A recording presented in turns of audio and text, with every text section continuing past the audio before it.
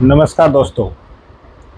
जो बकरी पालन का व्यवसाय है उसमें जो इनकम का जो मेन सोर्स होता है वो जो बकरे होते हैं मीट पर्पज़ के लिए जिन्हें पाला जाता है उनको सेल करके प्राप्त होता है। जो बकरा ईद होती है उसके आसपास तो जो बकरे कुर्बानी के लिए सेल किए जाते हैं उनकी अच्छी कीमत भी प्राप्त होती है।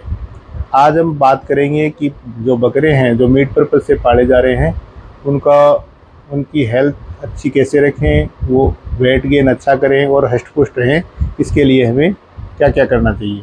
इसके लिए हमें 2-3 मेन जो बातें हैं उनका ध्यान रखने की ज़रूरत है। एक तो क्या है कि जो भी अपने बकरे हैं उनकी अपन प्रॉपर डीवर्मिंग करें। डीवर्मिंग का एक शेड्यूल फिक्स होना चाहिए कि आपको हर 3 महीने में तो डीवर्मिंग करनी ही करनी है। और जो डीवर्मर यानी जो कीड़े की दवा अपने यूज़ ले रहे हैं वो हमेशा अपने को साल्ट चेंज कर करके यूज़ में लेना है। ऐसा नहीं कि एक ही पर्टिकुलर साल्ट को लगातार इस्तेमाल करते रहें तो उससे वो रिज़ल्ट नहीं आएगा, क्योंकि जो वर्म्स होते हैं वो कई टाइप्स के होते हैं, जैसे राउंड वर्म हो गया, फ्लैट वर्म हो गया, तो उस पे अलग अलग मेडिसिन काम करती है। इसलिए हमें हमेशा एक शेड्यूल के हिसाब से और डीवर्मर का जो साल्ट है उसको चेंज करते हुए डीवर्मर को यूज़ करना है। इसके साथ ही साथ अपने को ये ध्यान रखना है कि अपना जो बकरा जो पर्टिकुलर पाल रहे हैं उसकी फीडिंग रिक्वायरमेंट क्या-क्या है, उसको कितना अपने को सूखा चारा देना है, कितना हरा चारा देना है और कितना कंसंट्रेट देना है।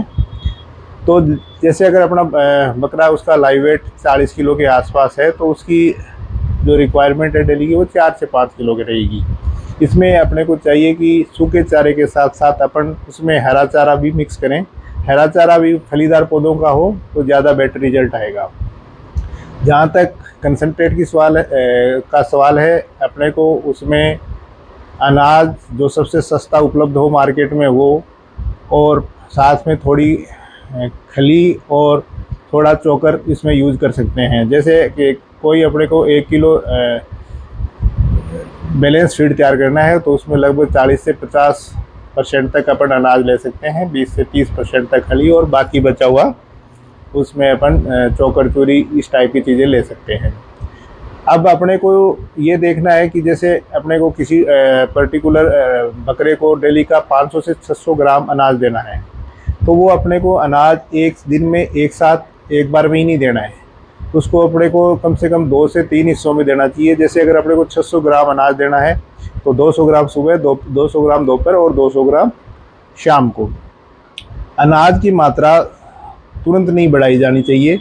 ऐसे नहीं कि आज अपन 100 ग्राम अनाज दे रहे हैं या अनाज दे ही नहीं रहे हैं और अगले दिन उसको आधा किलो अनाज देना शुरू कर दिया, तो इससे उस एनिमल में या उस बकरे में एसिडोसिस की समस्या हो जाएगी।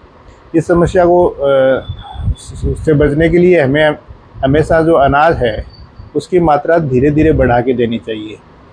और साथ ही साथ डेली के उसके जो भोजन में है वो 5 से 10 ग्राम मीठा सोडा अपन ऐड कर सकते हैं। मीठा सोडा उसका जो एसिडोसिस की समस्या है उसको होने से रोकेगा। इसके साथ साथ बाज़ार में कई प्रकार के प्रीबायोटिक्स और प्रोबायोटिक्स का कॉम्बिनेशन उपलब्ध है, जैसे डाइजामेक्स आता है या बायोबूस्ट टैबलेट्स आती हैं और लिवर टॉनिक्स आते हैं।